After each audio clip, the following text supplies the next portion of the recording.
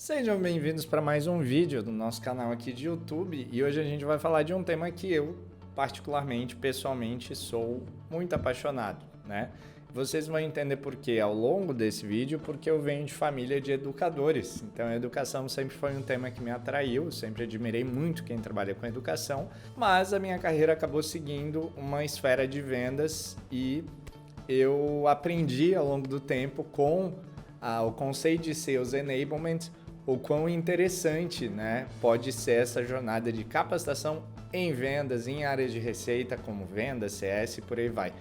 Então, se você já ouviu esse termo, mas não entende muito bem o que contempla essa ciência, ou se você é profissional de Sales Enablement, ou ainda mais se você é Sales Enablement, CS Enablement, enfim, se você é head de vendas, né, ou fundador de uma startup e você quer realmente entender um pouco mais o que abrange, fica nesse vídeo porque aqui a gente vai desmistificar essa ciência, trazer vários elementos fundamentais, tá, que você pode aplicar do conceito de Sales Enablement na sua organização. Então bora lá para o vídeo.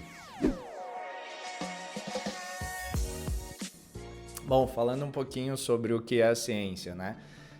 Por que as empresas estão estudando e implementando cada vez mais estratégias de enablement? E por que esse conceito é tão importante?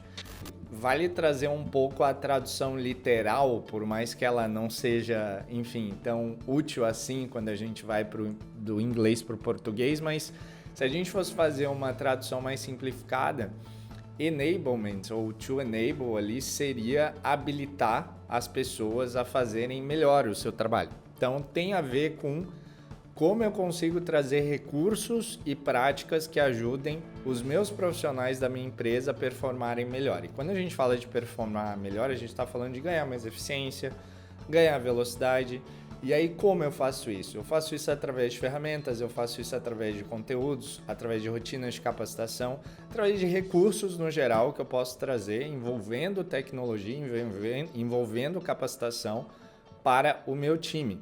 E geralmente as operações de enablement, elas estão voltadas, né, os times de enablement estão voltados a entender e compreender como eles podem fazer os times que estão na linha de frente de geração de receita, como por exemplo são equipe de vendas ou equipe de atendimento do cliente, de account management, enfim, como essas equipes podem performar melhor, né? E por que eu falo melhor? Porque não necessariamente é mais, mas é fazer mais com menos, né? Tempo e menos recursos, beleza? Então, quando a gente fala de enablement, de fato a gente fala de eficiência. É muito comum a gente falar de eficiência, tá bom? Bom, se eu pudesse classificar enablement em alguns em algumas frentes, eu trabalharia principalmente com 3 grandes frentes que é importante a gente compreender. A primeira é, de fato, tecnologia. Não tem muito como a gente falar, principalmente nessa era de AI, de inteligência artificial, do impacto da tecnologia em todas as frentes e as esferas de equipes de geração de receita nas empresas, né? Então eu vou começar pelo CRM, obviamente. Então, hoje em dia, recursos de enablement no CRM são cada vez mais poderosos e ricos, né? Por exemplo, a capacidade de você ter playbooks e guias específicos dentro do seu CRM já vinculados com a ferramenta que o profissional de vendas ou de atendimento está ali no dia a dia trabalhando, é chave, né? Então, e ainda temos CRMs que não têm esse tipo de recurso. Outra possibilidade é trabalhar com cada vez mais copies ou materiais internos pré-prontos para ajudar o profissional a responder uma objeção ou abordar um cliente em algum momento da jornada específico. E aí entra aqui o conceito, né, cada vez mais forte, o recurso de inteligência artificial, que muitos CRMs têm trabalhado para tentar trazer, além disso, uma personalização maior e ajudar o profissional ali com a abordagem, inclusive sendo muitas vezes o próprio assistente executivo daquele vendedor, por exemplo, que está ali na hora de uma negociação e ele, ao invés de falar com esse gestor, com o seu gestor, por exemplo, ele pergunta para a AI, o que eu tenho que fazer, ou qual seria um e-mail, né, legal nesse sentido com essas características.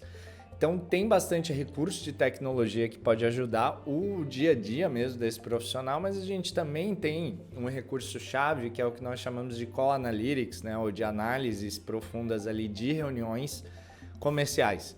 E aí a gente, por exemplo, aqui na Insight trabalha com a Meetrocks, né, mas existem algumas ferramentas no mercado que você pode gravar todas as reuniões, principalmente remotas, que você está fazendo, e você consegue criar inteligência a partir disso. E tem uma terceira tecnologia-chave que costuma ser o LMS, que é a plataforma de capacitação desse time, onde eu consigo armazenar conteúdos, né, e certificações-chave para que o profissional esteja sempre em capacitação contínua. Não adianta nada eu ter recurso, eu ter tecnologia, se eu não tenho duas frentes sendo trabalhadas muito forte, que é o exercício contínuo de monitorias e treinamentos, que eu vou falar um pouquinho mais à frente, e o exercício contínuo de otimização dos materiais de vendas, tá?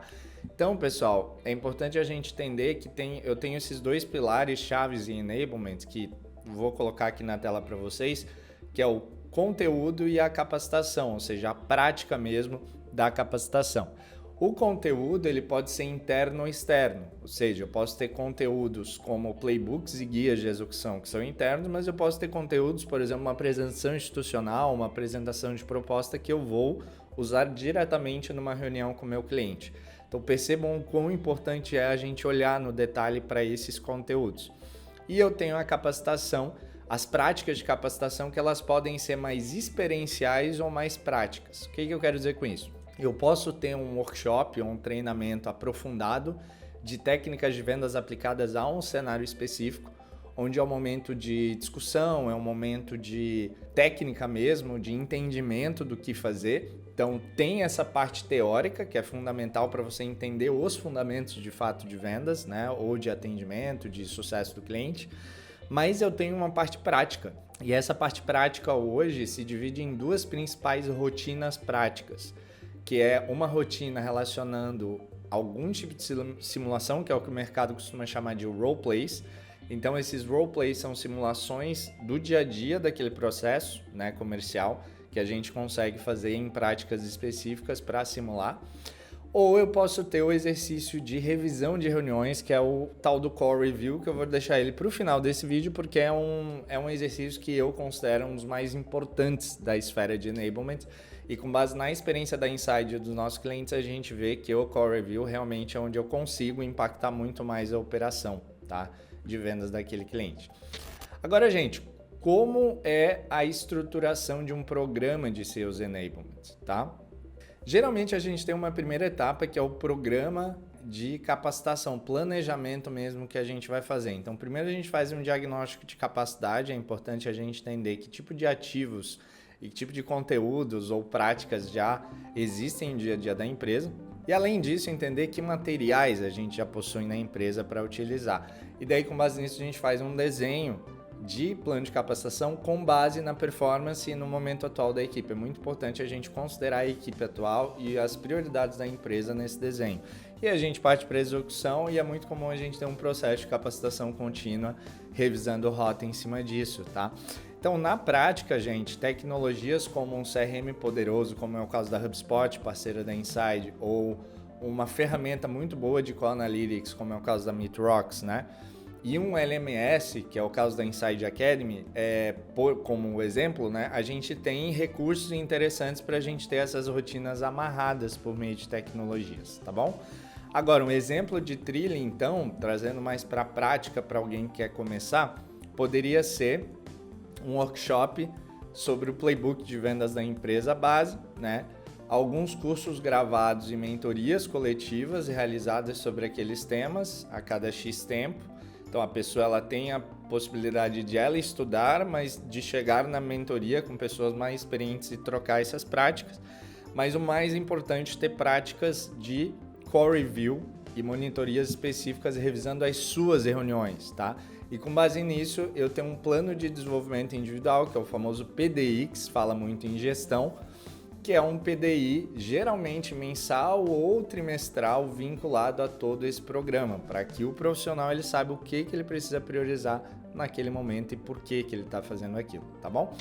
Agora eu vou fechar esse vídeo, pessoal, falando do Core Review. O Core Review, para mim, é um dos exercícios principais, se não o principal, da esfera de enablement, tá? Boa parte da rotina do profissional de vendas ou de CS tá nas reuniões e nas interações que ele faz com seus clientes. Então é mais ou menos assim, como saber chutar um pênalti ou chutar ao gol é importante para um atacante que joga futebol, saber conduzir uma reunião de um tipo específico é fundamental para um profissional de revenue, de vendas ou de atendimento, porque ele faz aquilo todo dia e ele conduz aquele processo todo dia, ele precisa ficar cada vez melhor naquele processo. Conforme um estudo que me chamou muita atenção da AmiTime, que é o Insight Sales Benchmark Brasil, né, a última edição, a gente viu que as empresas não adotam ainda esse hábito, tá?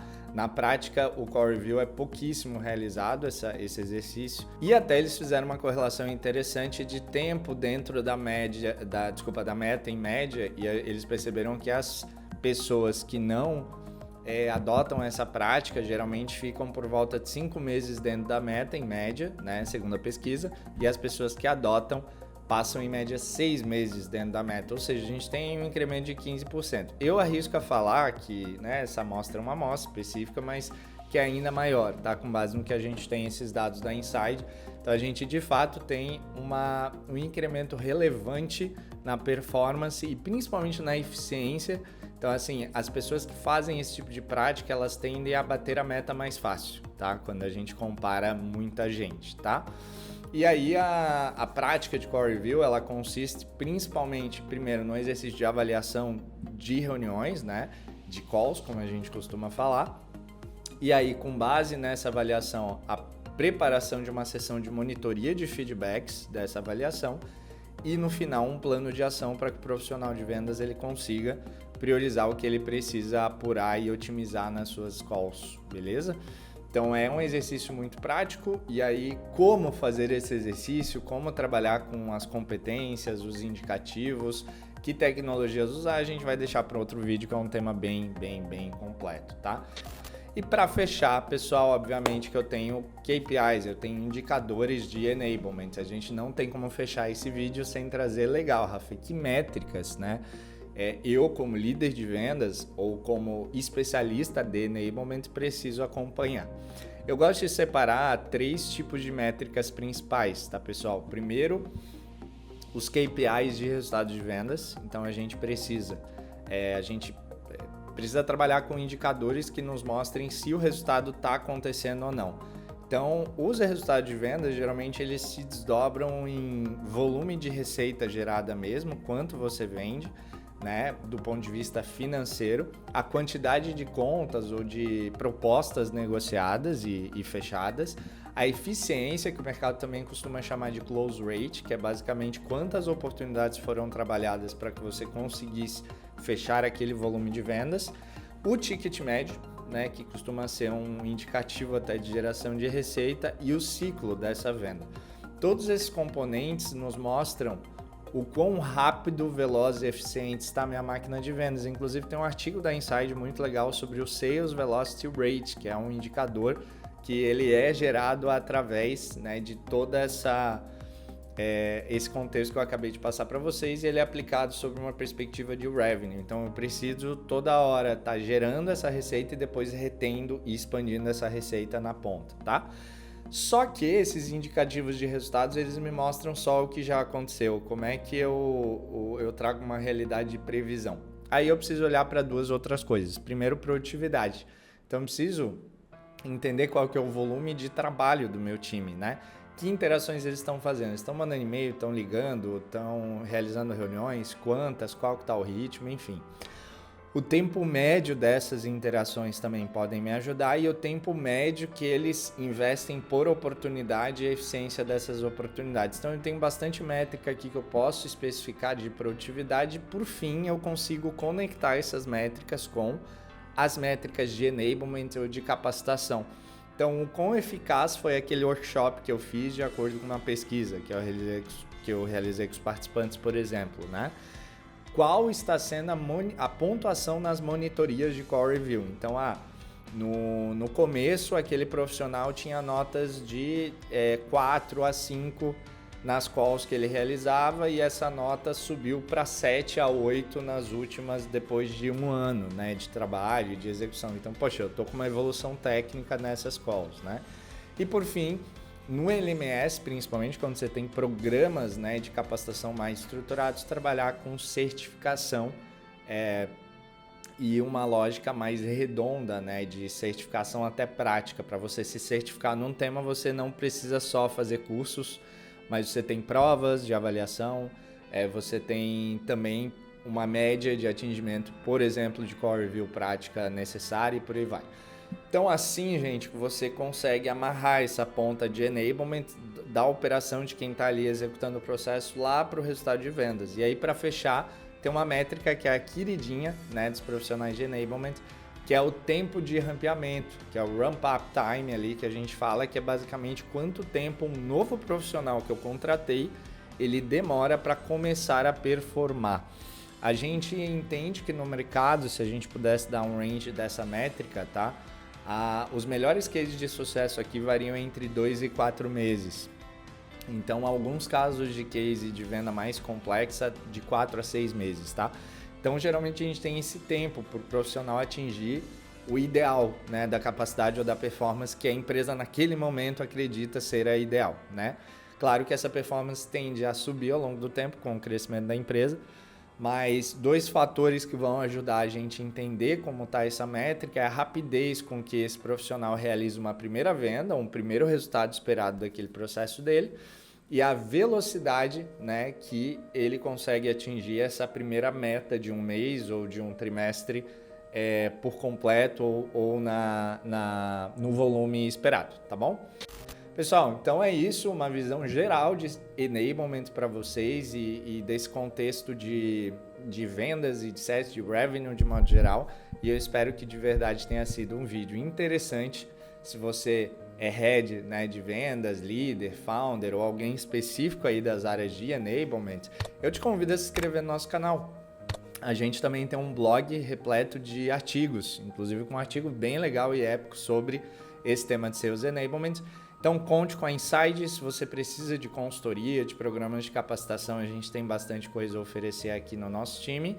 E espero que você acompanhe, por favor, comente e nos dê feedback de que tipo de conteúdos, né, relacionados a temas de revenue e de geração de receita você gostaria de ver aí na sua casa ou melhor, na sua empresa. Valeu? Te vejo no próximo vídeo.